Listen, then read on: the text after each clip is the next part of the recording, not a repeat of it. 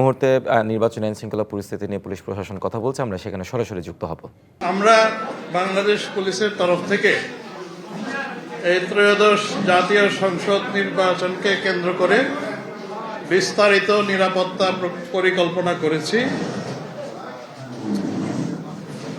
এটা করতে গিয়ে আমরা আমাদের অতীত অভিজ্ঞতা, এখন বিভিন্ন অংশীজনদের পরামর্শ এবং সরকারের তরফ থেকে নির্দেশনা, স্বরাষ্ট্র মন্ত্রণালয়ের গাইডেন্স সবই আমরা বিবেচনায় নিয়েছি। আমাদের নিরাপত্তা ব্যবস্থা মূলত 3 ধরনের হবে। নির্বাচন কেন্দ্র 42,779-তে প্রতি কেন্দ্রে আমরা স্ট্যাটিক ফোর্স কিংবা স্থির ফোর্স থাকবে প্রহরা এবং পরিচালনার জন্য। এর বাইরে ভ্রাম্যমাণ পুলিশের দল থাকবে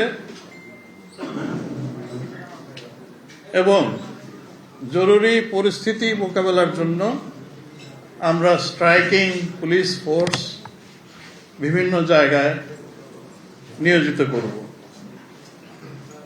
আমরা এবার ইলেকশনে নিরাপত্তা রক্ষার্থে প্রযুক্তির ব্যবহারের উদ্যোগ নিয়েছি।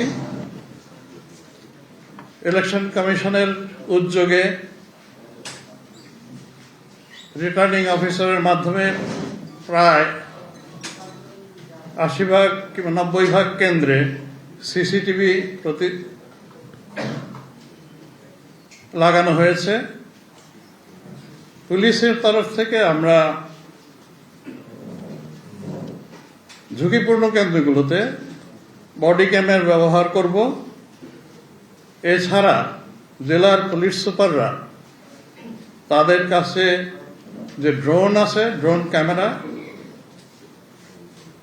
সেগুলো তারা ব্যবহার করবেন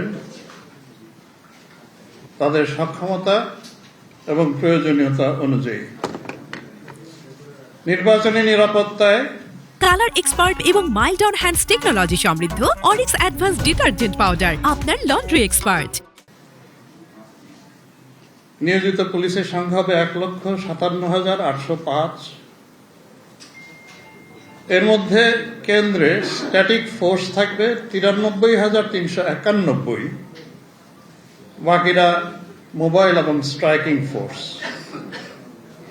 এর বাইরেও ইলেকশনে অন্যান্য সাপোর্ট বা সহায়তার জন্য আমাদের 29,798 জনবল নিয়োজিত থাকবে থানায় থেকে বিভিন্ন ধরনের সহায়তার জন্য।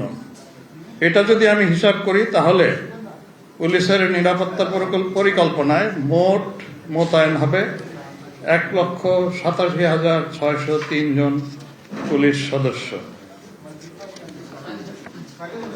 আপনারা জানেন স্বরাষ্ট্র মন্ত্রণালয় বৈধ অস্ত্র জমা দেওয়ার নির্দেশ দিয়েছেন। সেই হিসাবে আমরা এখন পর্যন্ত 27,995টি লাইসেন্সকৃত অস্ত্র